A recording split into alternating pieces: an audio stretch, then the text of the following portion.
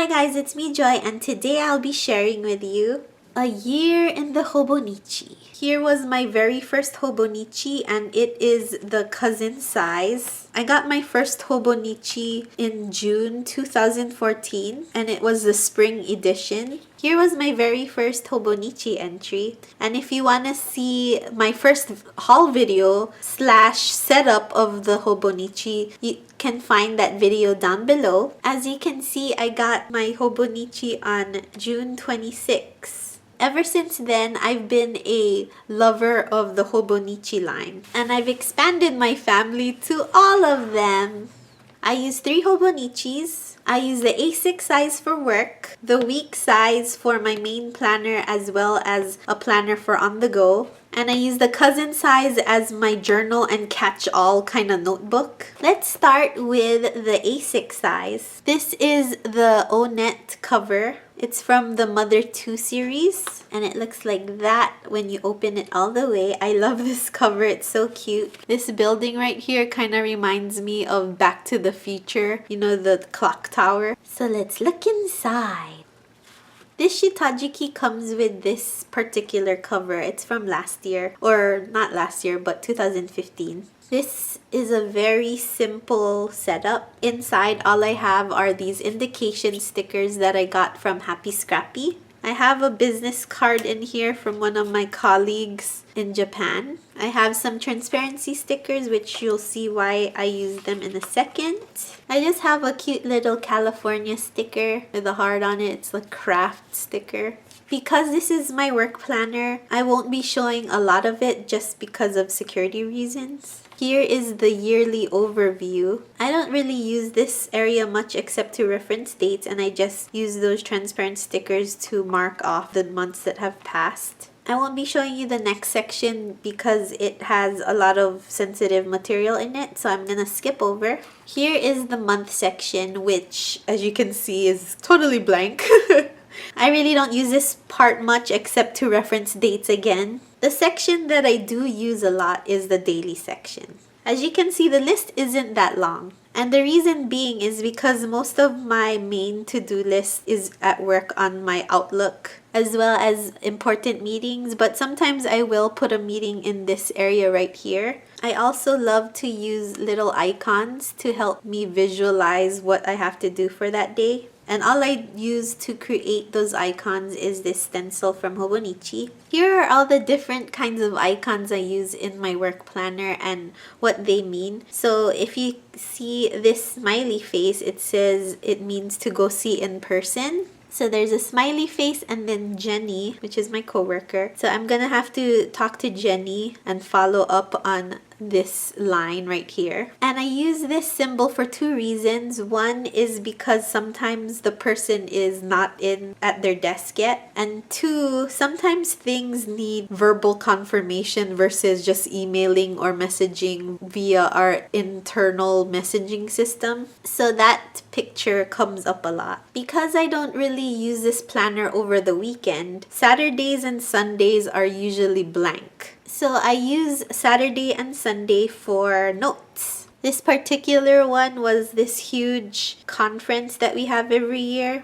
And there's tons and tons of speakers at these things, so I like to draw how the speaker looks like, their name, and also their position. And just some reference points that I thought were interesting during the meeting. Here is another example of the notes I take at work. Sometimes I draw little symbols, more symbols. I don't know, they just help me visualize what the person is talking about. Sometimes the day is so long and I have this to-do list on top of my Outlook to-do list. So I like to put very inspirational things as decoration. This one in particular is like a little girl and it says "Ganbatte kudasai," which means try your best. Another thing I love about using grid paper is that I can make like certain charts or graphs or tables just using the grid paper, and it makes things so much easier for certain things. I also use just red and black. I don't use any other color pen. I'll use different color highlighters and stuff, but red is just so visually like, hey, you gotta do this. I'm very fortunate that my company allows us to work off-site some days. So there are times when I know I'm going to be off-site and I'll need to take a conference call from home. So I will put the conference call information like on a post-it and then stick it on that day that I need to take it. Again, for the weekend, since I don't really use Saturday and Sunday, I like to use it for little charts that I need to remember to keep track of things at work. And to help with that, I use these little tabs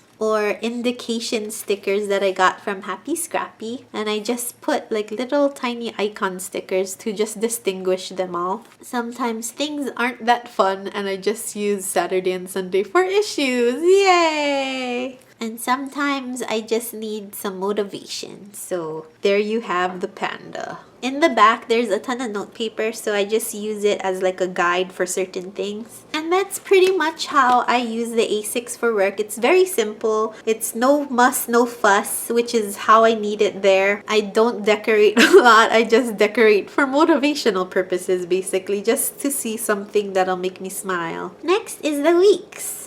Last year, I did a whole lot of traveling, so I wanted a cover that could act as a travel wallet as well. So I got this last year. It is the Porter leather cover, and for some reason, they no longer sell this internationally. They only sell it domestically in Japan. So if you wanted this cover, you'd have to go through a forwarding service, or if you have somebody there that can get it for you, you could also get it that way, but they no longer sell this internationally, sadly. It's a great cover. It has a ton of pockets, and I love keeping this in my purse because sometimes I don't want to carry a huge wallet. This is my actual wallet. It's not even a wallet, it's a card case. But I used to have big wallets and I hate it. Now I just keep, like my driver's license, my debit card, and my Starbucks card and some cash. But that's it. That's all I carry in my wallet because that's all I really need if I have to go out for lunch or whatever. So everything else that's extra goes into this. So let's look inside. Inside, there's 3 slots on the left, and I keep my membership cards in here.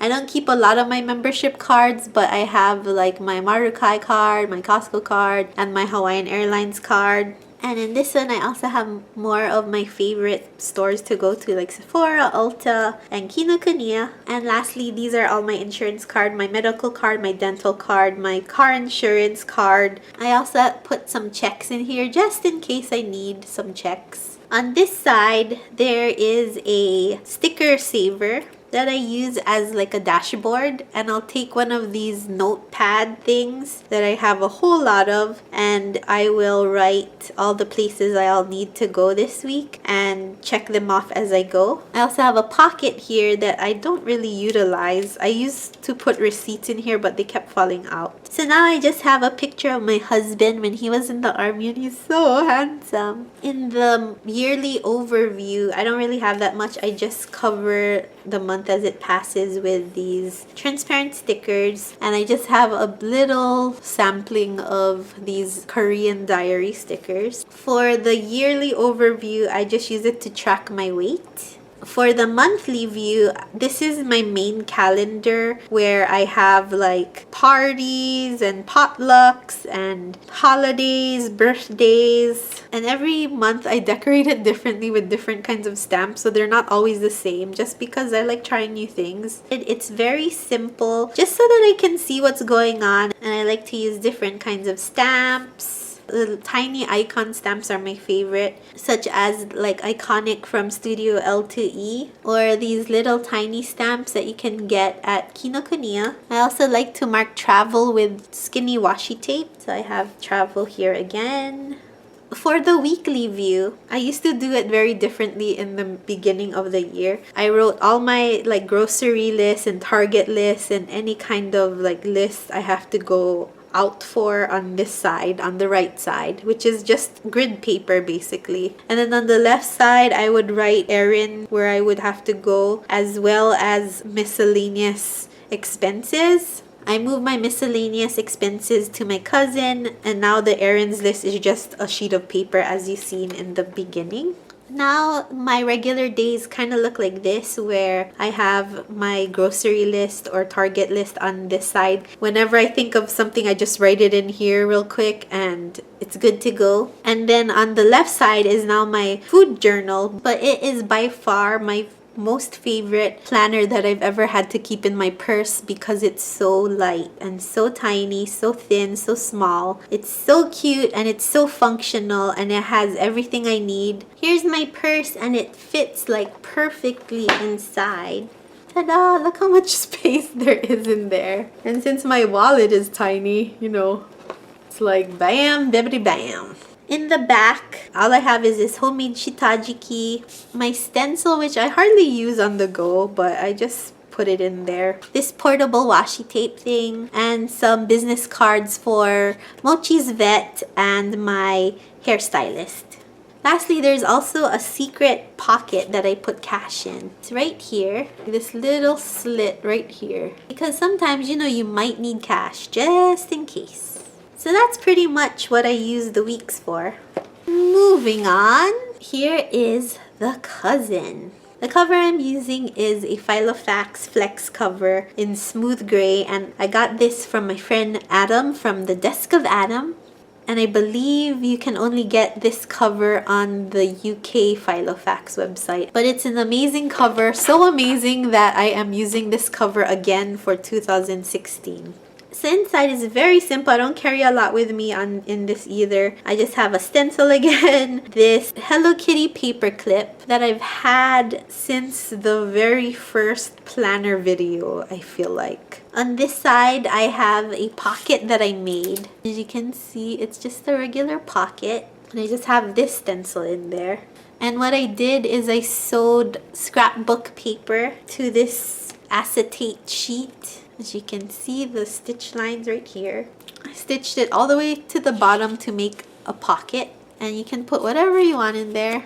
I just put the stencil in there. The paper, I believe, was a collection from Pink Paisley last year. When you turn the page, there's this blank page, and I covered it with more scrapbooking paper from that exact collection from Pink Paisley. It was called Bella Rouge, and this polar bear is actually a character from Sumiko Garashi, and he was in this like sticker flake packaging, and I just saved it and used it as like a plate for my name just in case somebody found it or I lost it somewhere. It has all my information, my name, my address, my phone number, and my email. If anybody finds it, they can return it to me. Yearly overview, same thing on this one. Just some transparent stickers. This section I have not utilized at all really. I was doing a challenge at the beginning of the year. I wanted to draw for 100 days straight, but as you can see, I failed at day 15, and you'll see why later on. After that, I stopped using it and had no idea what else to use it for, so it's blank.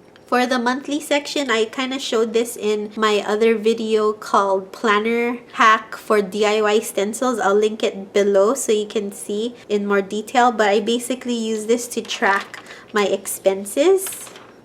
The weekly version, I pretty much use it the same way as I did in my initial Hobonichi setup, which I'll also link down below. On the left-hand column, I'll use it to track different things, different highlights of the week, movie releases, incoming packages, and then during the week, I'll put like important to-dos. So this next section is half pages of December last year. But I didn't use it because I was still in my old Hobonichi, and I didn't want to jump into this one until the new year started. So I've utilized this particular Hobonichi as a bullet journal because I find that my days are always so different. Like some days I like to draw, some days I hate to draw, some days I love to write. Which I love about the Hobonichi. It's just a book about your life, and that's what I love. Essentially, long story short, this is my index. I use the rest of it as just lists, just regular random lists. Like for example, this page. This page is this huge project I'm working on, and I just wanted lists. perfect for lists since they're long and they're skinny. And on the very last day of this December half pages area, I use it for like dates that I need to remember for next year so that I can write it in my next planner.